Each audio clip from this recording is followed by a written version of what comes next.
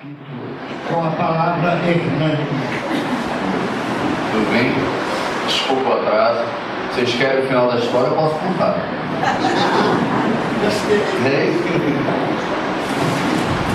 Tudo bem? Boa noite. Prazer enorme estar com vocês. Eu dei 2 horas do Botafogo aqui. E desci minha amarela, demorei, mas escutando a Rádio Rio de Janeiro, acabei chegando. Foi? Assim que eu falar do Chico Xavier, né? Mas a história que ele contou é interessantíssima. Essa história é o que nós vamos passar a viver muito forte a partir de agora, né? A gente vai falar sobre o Chico Xavier hoje. Eu peguei um livro, li uns casos do Chico Xavier. Estou lendo ele há uma semana, depois que ele me convidou para vir substituir alguém, eu não me lembro quem era. E eu trouxe um tema para a gente debater, conversar sobre a missão do Chico, né? E o que nós estamos vivendo. E como sempre eu aproveito o preparo da reunião, que vem um toque do mentor, né, do plano espiritual, para a gente usar como tema e abranger o restante da palestra, essa colocação do Bordalo sobre essa passagem de Jesus é interessantíssima para a nossa vida. E já que ele começou com ela, vamos terminar a história. Vou contar a história versão Joana de Ângeles, tá? Que é uma história contada por Divaldo Franco, numa das fitas que ele tem. Eu já vi palestras sobre isso, e a versão dessa história de Joana de Ângeles é o seguinte: existia uma mulher que trabalhava com prostituição, na ocasião, na verdade era responsável por esse bordel, que se chamava Maria de Magdala. E essa mulher vivia já numa luta íntima de consciência muito grande, porque no início, né, é o prazer, né, da carne, é o dinheiro fácil, é a conquista, mas com o tempo você começa a perceber o mal que está fazendo as pessoas. A gente vê muito isso nítido hoje em dia, né? Quem há 50, 60 anos atrás imaginava que um cigarro ia causar o mal que causa hoje? Não é isso? Você vê as pessoas mais idosas, o pessoal com 60, 70 anos, falam: mas eu, quando eu comecei a fumar, não tinha a menor ideia de que o cigarro ia causar efizema, câncer, DPOC, fraqueza. Não existia isso ainda. Então, quando a gente começa no mal, normalmente nós estamos muito jovens e estamos ali provando daquela utilização do dinheiro fácil, né? do luxo, e é assim que a gente começa. O mal vicia muito mais rápido pela nossa dificuldade de aprendizar, pela nossa desinformação ou imaturidade. Então ela começou, né, nesse trabalho, aliciando outras, trabalhando, mas chega um tempo a consciência pesa e ela vivia num tormento inacreditável. Por quê? Porque no início o que era glamour se torna preconceito. Os mesmos homens que dormiam com ela, que ela tratavam ela como uma princesa durante a noite, durante o dia, com as suas esposas, com a sociedade, mal tocavam nela. Era assim que funcionava na ocasião, e como hoje. E ela vivia esse tormento e essa tristeza, até que uma de suas meninas que trabalhavam com ela, das empregadas, falou: olha, existe um homem aqui na cidade chamado Jesus, e eu vou estar com ele. E ela fala: ele não vai estar com a gente, ele não vai falar com a gente. Nós somos mulheres impuras, somos pessoas descriminalizadas, né? Como a gente vai falar com esse santo, com esse homem? Aí ela diz, a empregada dela, né, fala: não, mas ele atende a todos. E ele diz para todos que veio justamente para os doentes, como nós, os que sofrem. Ele não veio para os sãos, ele veio para curar os doentes. E ela toma coragem, vai escondida, chega perto de Jesus e percebe o impacto da luz dele. Na realidade, ela recobra alguma consciência que ela tinha, né, do passado dela, antes de encarnar. Quer dizer, eles programam uma coisa para a nossa vida, ter uma vida perfeita, né, harmoniosa, fazendo bem, mas por alguns erros nossos a gente acaba desviando. Foi o que aconteceu com Maria de Magdala. Ela se desviou. Então ela se desvia desse caminho, mas quando encontra Jesus, ela percebe que ela tem chance de recomeçar, de recobrar o caminho, e começa a jogar tudo que ela tinha fora e começa a mudar a vida dela. Diz o Divaldo que existiam muitos obsessores com ela, eram 7 obsessores, ali vivendo aquele dia a dia dela, da prostituição, né, e eles se convertem. E ela dá uma melhorada muito grande. Ela passa dias com um sabor de felicidade que até então ela não tinha, por aquele amor a Jesus. E ele está, então, convidado na casa de Simão, que era um doutor lá, um homem importante. Ele chega na casa, entra, e todo mundo olhando ele com muita suspeição, né? Quem é esse homem, o que ele está fazendo? E fica todo mundo comentando de longe, ele sentado, falando sobre o Evangelho, sobre Deus, sobre o Pai, sobre a vida após a morte, tudo isso que eles discutem na casa espírita. E aí ela entra chorando na casa, cai aos pés dele, lava os pés com bálsamos e com a própria lágrima e enxuga com os cabelos. Os homens de bem, teoricamente, se entreolham e pensam: se ele fosse realmente um homem puro, um rabi, um mestre, não deixaria que uma mulher dessa tocasse nele. Jesus então se levanta e propõe uma parábola, como ele sempre fazia. E ele diz o seguinte: um rei, um homem muito importante, tem 2 servos que lhe devem dinheiro. Um deve 500 denários, 500 reais, e o outro deve 5.000 denários, 5.000 reais. Esse homem sabe que ambos não têm condição de pagar a dívida e perdoa a dívida dos 2. Qual dos 2 vai amar mais esse homem? Nós sabemos fazer conta. E na hora, aquele que deve 5.000. Então eu vos digo, ela deve muito, mas ela muito me ama. E por isso ela vai entrar antes de vocês no reino do Pai. A conversão de Maria Madalena, ou Maria de Magdala, foi a maior conversão do Evangelho. Porque ela muito devia. Então, nessa conversão, ela muito ama. Ela sabe o quanto é duro dever, sofrer. Estar no fundo do poço é muito duro, né? Esse desespero. E ela se reergue e ele diz: vocês, eu entrei aqui, nem me deram a bacia para lavar as minhas mãos, nem beijaram as minhas mãos, e ela não para de beijar os meus pés, lavá-los e enxugar com o próprio cabelo.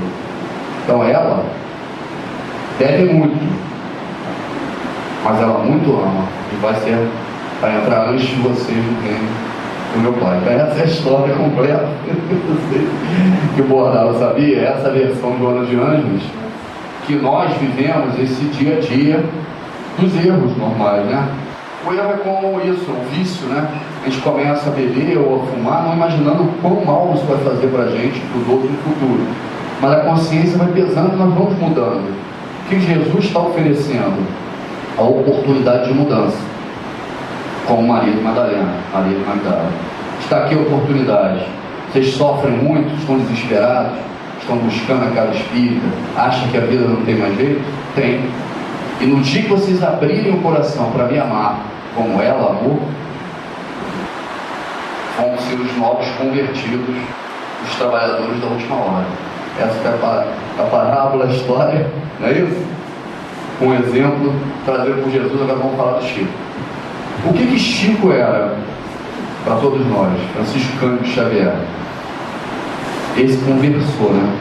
Na realidade, ele trazia uma exemplificação do que era todo o Evangelho de Jesus, mostrando claramente para todos nós o que é o plano espiritual, como é a vida no plano espiritual, que conduta nós devemos ter, em que momento histórico ele veio, por que é fundamental esse conhecimento, o que nós estamos vivendo agora no planeta, que mudança nós estamos vivendo, transcorrendo. É isso que a gente vai falar um pouco hoje, tá bom? Então vamos lá, vamos entender em que posição do planeta, né, um pouco da caminho da luz aqui, para a gente compreender essa importância do Chico e tudo que nós vamos viver do Espiritismo daqui para frente. Esse ano são 4 filmes genuinamente espíritas. Esse assunto do Espiritismo e as desigualdades sociais é um assunto em voga no planeta. São três coisas que nós vemos em todas as matérias, em todas as colunas, em todos os programas sérios de televisão. Um é a proteção do planeta, do meio ambiente, não é isso? Aquecimento global, poluição do planeta, porque nós temos que nos unir para a perenidade do planeta. O outro, as desigualdades sociais, as diferenças de classe e de raça que levam a esse enorme abismo de oportunidades que nós temos no planeta inteiro e mais forte nos países subdesenvolvidos, que tiveram herança escravocrata de índios e negros, né? É o segundo tema. E o terceiro tema, o espiritual, a reencarnação, o plano espiritual, o que há depois da morte. São os três temas presentes nos filmes, nas discussões, né? Nas colunas, nos livros mais vendidos, independente se é Zíbia, Gaspareto ou não, são livros ligados à espiritualidade, à autoajuda, a socorro do planeta e ligados à desigualdade social. O planeta foi construído há milhões de anos atrás como escola. Essa é a nossa escola, que é o planeta Terra. Nós somos espíritos imortais, princípio inteligente, criados à imagem e semelhança de Deus, segundo João, fadados ao sucesso, à evolução, à felicidade. Só que esses alunos, que somos nós, em torno de 25 bilhões de espíritos na Terra, têm que frequentar essa escola de aprendizado, de evolução. Nós não acabamos de falar que mesmo nessa vida conhecemos pessoas que nós achávamos que estavam fazendo a coisa certa e no decorrer dos anos percebemos que aquilo fazia mal para nós, para o parceiro, para a família, para o planeta.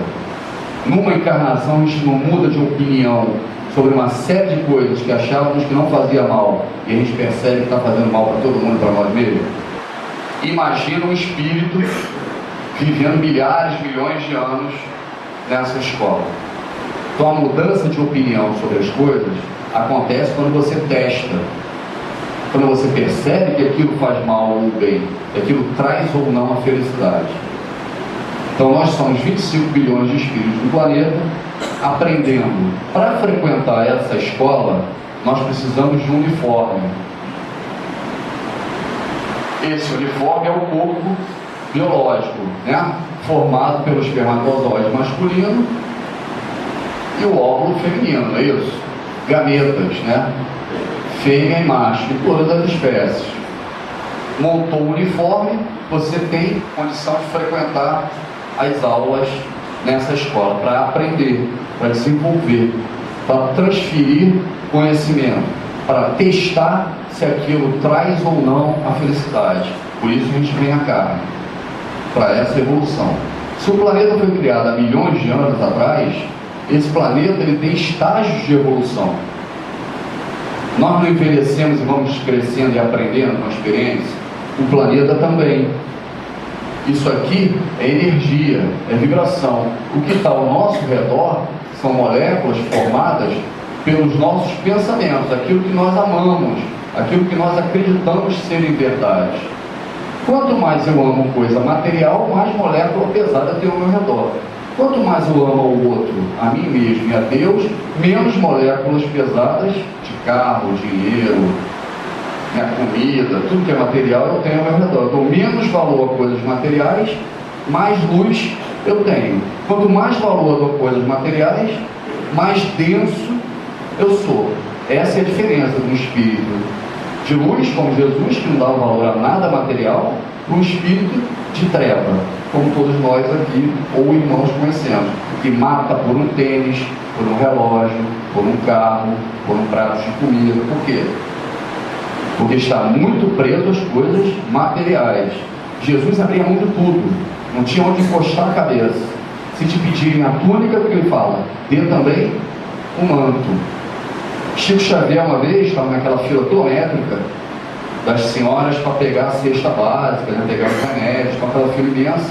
Aí uma menina entrou na fila, pegou a cesta, furou a fila, entrou de novo. Na terceira, o ajudante dele falou: ó, não tem condição, já é a terceira vez que ela está entrando na fila para pegar, está muito pesado. Ele falou: calma, olha a posição dele, olha que perseverança, que sacrifício dela para entrar de novo. Qual é a diferença dele para nós? Que as coisas materiais para ele, que importância tinham? Nenhuma. Era só para sobrevivência do outro e aprendizado da doutrina espírita. Assim era Jesus. Se der um tapa na face esquerda, o que ele mandou fazer? Não é assim? Por quê? Porque não dava importância a essa arrogância, ao orgulho, nem ao próprio corpo. Tanto que ele pergunta: pai, é isso mesmo que tu queres? Tem que beber desse cálice, vou ser crucificado? E aí quem aparece para ele, né? Elias e Moisés, né? Pedro olha de longe e falou: construir umas cabanas, não é isso? Materializa-se e fala: vai passar por isso. Ele dá o corpo para ter o martírio e nós lembrarmos dele até hoje. O que nós mais lembramos de Jesus nesses 2010 anos de existência dele? O que mais ficou fixo na nossa cabeça? Era o menos importante, não é? Qualquer parábola dessa que a gente começou aqui nossa conversa de hoje não é muito mais importante do que a crucificação?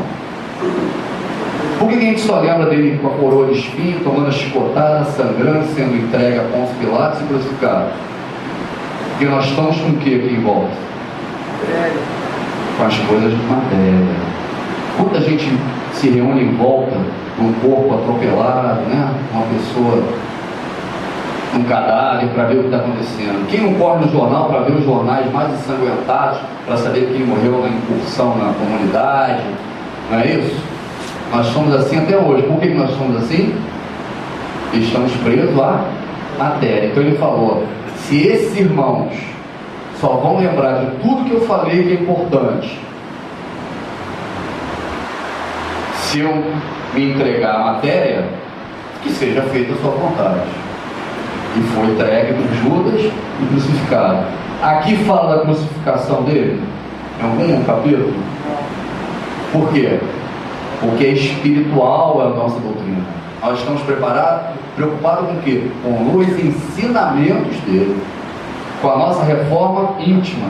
Isso aqui é para cuidar do corpo ou do espírito? É do uniforme ou do espírito? É do pensamento. Como nós vamos agir, como vamos reagir de acordo com o Evangelho. O que somos como espíritos? Chico Xavier era mais preocupado com o corpo dele ou com o espírito? O que ele exercitava diariamente para todos nós? Amar a Deus sobre todas as coisas e... Então ele dava a sexta, ela entrava na fila 4 vezes, ele estava preocupado com a sexta que ela estava pegando 4 vezes. Estava preocupando o seguinte: será que ela está aprendendo? Será que eu estou acalmando esse espírito? Será que esse espírito está evoluindo da forma adequada? Vou dar um exemplo para vocês para tentar exemplificar Chico Xavier. Esse filme está sendo gravado agora, os 35% do roteiro eu peguei antes, porque uma pessoa que trabalha na Rede Novo, o Daniel Filho, frequentava uma palestra minha lá no MAP, e essa pessoa me deu o roteiro que eles estavam preparando para o filme para ver se estava doutrinário. É isso aí. Para ver se estava doutrinário. Eu ia trazer o livro, esqueci dentro do carro, está lá dentro do meu carro, para vocês verem. Porque o livro é muito interessante. Então, os 40% do filme, iniciais e alguns fatos que aconteceram, eu dei uma criticada na época, há 2 anos atrás. Dizendo: olha, isso está doutrinário, isso está fora da doutrina, isso aqui eu acho que... Porque há uma tendência para as pessoas materialistas ou de outras religiões de mistificar o espiritismo, que é o que o Chico não fazia. De maneira nenhuma. Nós não fazemos aqui, eu sempre conheço os 2 bordados e não fazem.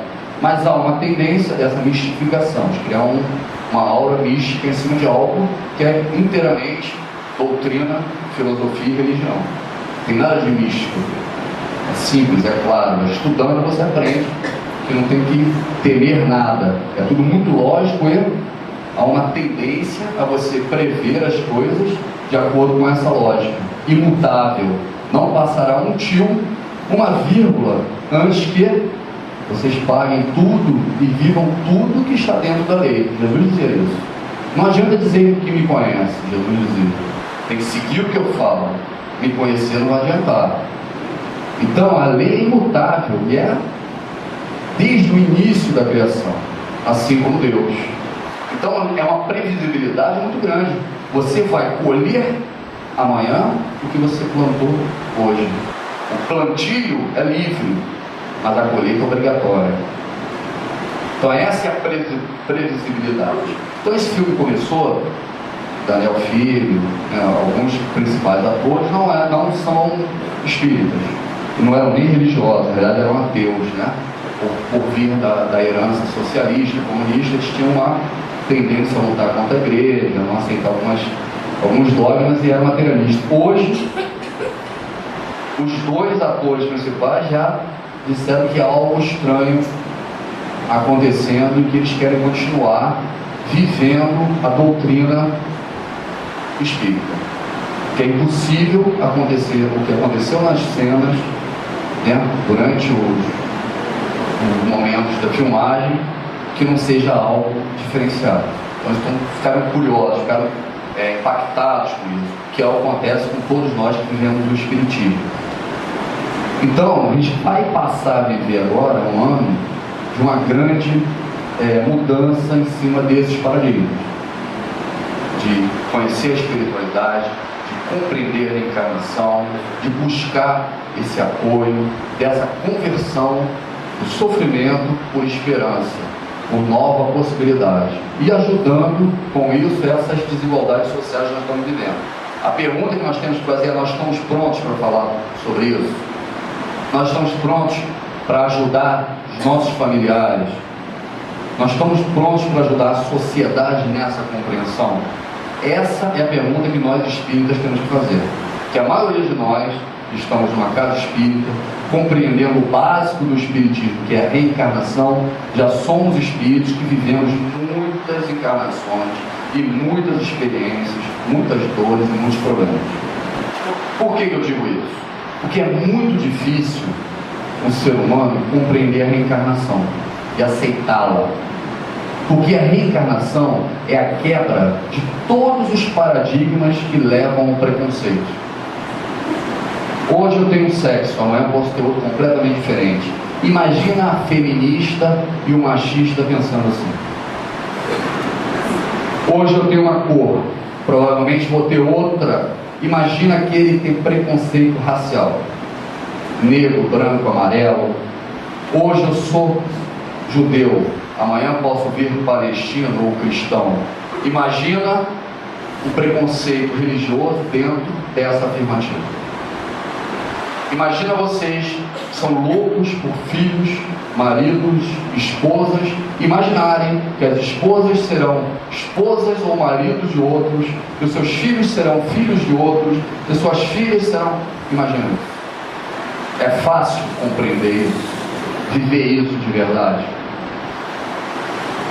É uma mudança de paradigmas, de conceito muito grande. Por isso que é difícil passar isso para os doutores. Só de compreender a reencarnação, só de estarmos aqui na casa espírita, tendo certeza absoluta de que a reencarnação é algo real, já é uma grande maturidade espiritual. Porque aquele espírito que está muito denso nos amores materiais, carnais, no corpo que tem, na cor da pele, nas características físicas, no amor ao outro, ao ponto de matar, morrer e sofrer por isso, não aceita a lição básica espírita, que é a reencarnação. Então nós espíritas temos que levar isso como algo concreto, estruturado, comprovado filosoficamente. Todas as religiões acreditam na vida após a morte, a não ser os materialistas, mas as religiões acreditam que existe algo a mais, acreditam no mesmo Deus. A grande diferença é como reencarnar, como viver em um outro corpo. Como voltar a nascer da barriga da mãe? Como pode um homem velho como eu, Nicodemos, voltar à barriga da minha mãe e tornar a nascer? Que impacto maior trouxe o Chico Xavier para toda uma sociedade que viveu desde a primeira manifestação dele, provavelmente em 1930, 30 e pouco, até 2002. Esse grande impacto. Isso é impactar o materialismo. Essa foi a grande missão dele. Só que ele exemplificava isso. Qual é a grande diferença dessa evolução? Então vamos lá, para não perder o fio da meada. Os espíritos vinham encarnando e evoluindo nesse planeta. Só que a quantidade de uniformes, de tribos, de pessoas encarnadas no planeta era muito pequena. Então tinha muita gente no plano espiritual com pouca chance de encarnar. Então tinha que selecionar muito bem aqueles que viriam, para que depois que eles aprendessem, é como se nós tivéssemos uma faculdade no Rio de Janeiro. De um momento para o outro nós temos uma faculdade. Como a gente vai fazer o vestibular para essa faculdade? Se lá o que pesa não é o quem sabe mais ou quem estudou mais, mas daquele que tem melhor sentimento. Então Deus escolhia aqueles que tinham melhor chance de aprender para repassar aos outros que viriam depois. Porque as vagas eram muito poucas.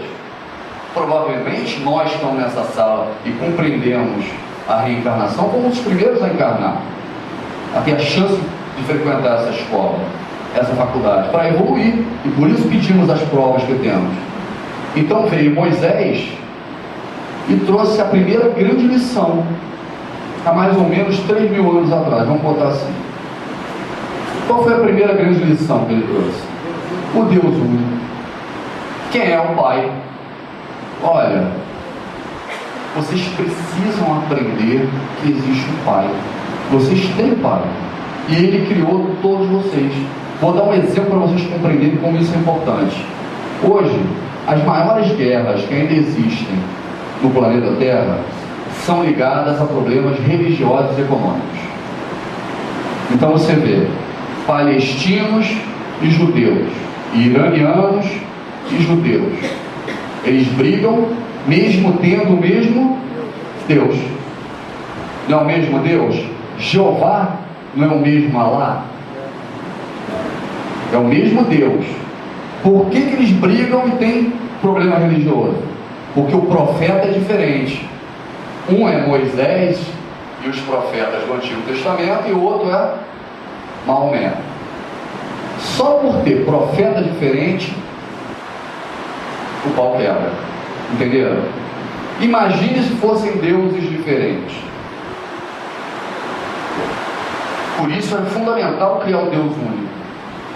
Vou mais além. Na Europa ainda tem muita briga. O IRA versus os protestantes na Inglaterra, Lá nos Balcãs, a mesma coisa, muçulmanos, protestantes e católicos. Quando você vê uma luta, um terrorismo, um combate entre protestantes e católicos, o Deus e o profeta, olha que confusão. Só que um é regido pelo Papa e pelos concílios, e o outro por Lutero, o pau quebra. Com o mesmo Jesus como profeta. Viu como nós somos difíceis? Então essa contribuição do povo judeu, ou povo hebreu e Moisés, foi fundamental para a fase igual ao planeta. Então hoje, quando nós olhamos para o povo judeu, nós temos que reverenciar. Olha o quanto eles lutaram para manter a consciência do Deus único até a vinda de Jesus. E aí você pega e vê, o povo judeu é preconceituoso. O judeu, só casa com judia, na maioria dos casos. E quando não é, converte. Quantas vezes nós já paramos pensando nisso? Que absurdo. Agora se coloca naquela situação de 3.000 anos atrás. Tinha lá o príncipe hebreu, o judeu. Aí ele ia casar com a princesa de uma outra tribo, da Grécia, da Babilônia. Aí ela vinha com o quê? Com deuses diferentes. O que acontecia com a sociedade? Quebrava o pau, rachava. O Antigo Testamento é cheio de casos assim. Por quê? Porque eles eram uma ilha de monoteísmo cercado por um mar de politeísmo. Por isso eles eram ligados a tentar casar entre eles, ou pelo menos converter. Para quê? Para unificar o Deus único. Essa é a programação reencarnatória de todo judeu, até hoje. Garantir que eles vão adorar apenas o Deus, e não outras entidades que atrapalham a convicção em cima do Torá ou do Antigo Testamento. Tudo bem? Só que esse Deus único, para ser respeitado, existiam leis muito duras. Por quê? Porque as pessoas adoravam outros deuses, as pessoas roubavam o que não lhe pertencia, né? Há 3.700 anos atrás, desejavam coisas sem trabalho. As brigas todas no Antigo Testamento eram por causa de amor, né? de traição, por causa de adoração de outros deuses. Então Moisés pegou um código civil da Babilônia, que é o código de Hammurabi, e transformou esse código como um código civil de leis duríssimas. Então aquele que desejava aquilo que não lhe pertencia, que roubava, que matava, pagava com pena de morte. Era olho por olho, dente por dente, ou mais grave que isso. O que nós começamos a pensar a respeito desse Deus?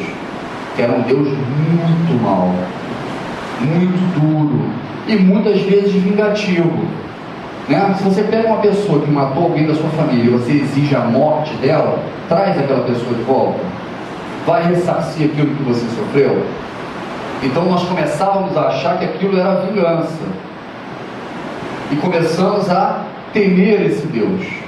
E pior, quem conhece a lei de causa e efeito aqui? A lei do karma. Nós somos espíritos imortais, criados à imagem e semelhança de Deus. Todo mundo está convicto disso? Que preparamos novas encarnações para viver na matéria outras possibilidades. Tudo bem? Aí a gente vai para a segunda lei de Newton, ou terceira. Toda ação corresponde a reação. Não é isso? Toda ação corresponde a uma outra ação de igual intensidade e valor no sentido contrário. Todo mundo que bate com a mão na mesa, a mesa bate de volta na mão. Com a mesma força. Você bota um ovo na mesa, a mesa está batendo de volta. Por que quebra o ovo e não quebra a mesa? Se a força é a mesma. Porque quando eu bato a cabeça no chão, quando eu caio de moto, eu sofro um acidente, se a força é a mesma que eu estou batendo com a cabeça, no chão eu quebro a cabeça e não quebro o chão. Que a massa é diferente. A força é a mesma, do ovo e da mesa. Mas a massa do ovo, casquinha fininha, é diferente da madeira, né? E quem se dá mal? O ovo. O ovo na panela, na frigideira. Nós, quando recebemos um tiro, um soco, uma pressão política, não é isso? A força é a mesma, mas o mais fraco de massa, material, sofre, e o outro parece que ganhou, não é isso? Imagina, alguém matou, roubou, furtou, nós pegamos dentro da lei de Moisés, trazemos na sala e enforcamos. O que acontecia na prática dentro das leis de Deus? Um pagava pelaquilo que tinha feito, e os outros 400, 500, 600 se comprometiam com aquele assassinato. Entenderam? Digamos que a gente, no passado, foi e cometeu um crime, assassinou alguém. Vamos lá e pum!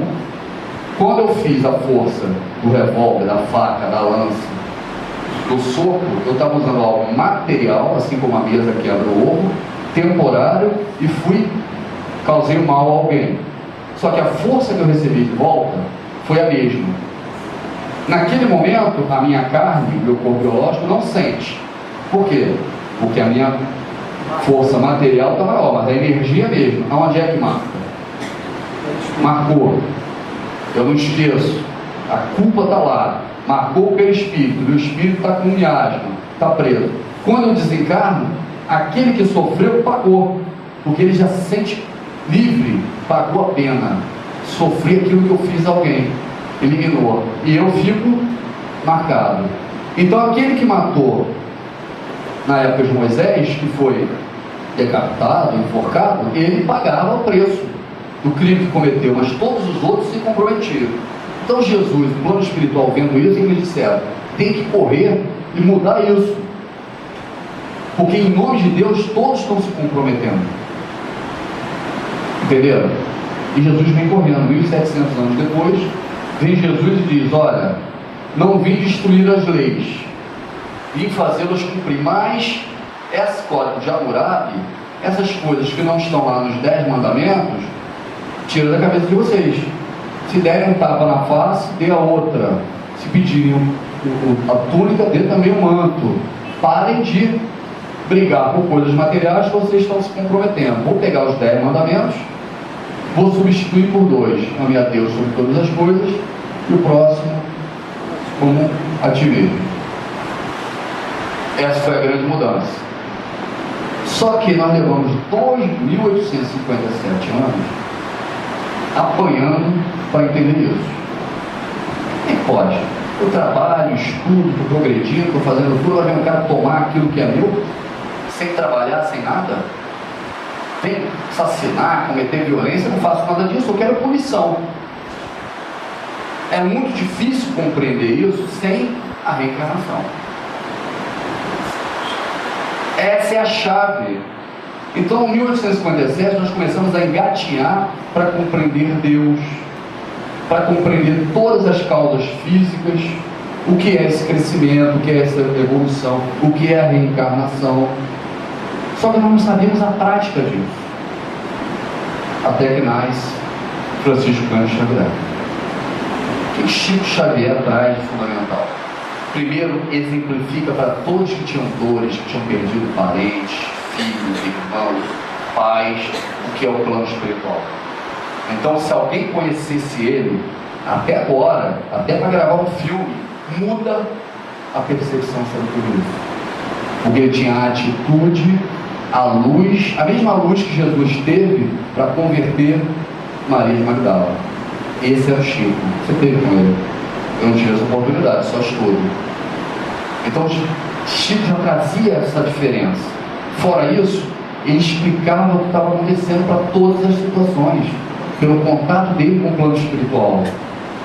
É indiscutível. O primeiro livro, Parnaso da Lei e Túmulo, teve processo penal da família de um dos autores, porque tinha certeza que aquele poema era todo desencarnado. Era impossível um garoto daquele ter tantos estilos diferentes numa obra como aquela. Impecável. Porque ele vem impactar o materialismo, vem comprovar a existência da alma, do espírito, da reencarnação. E aí ele começa a receber André Luiz.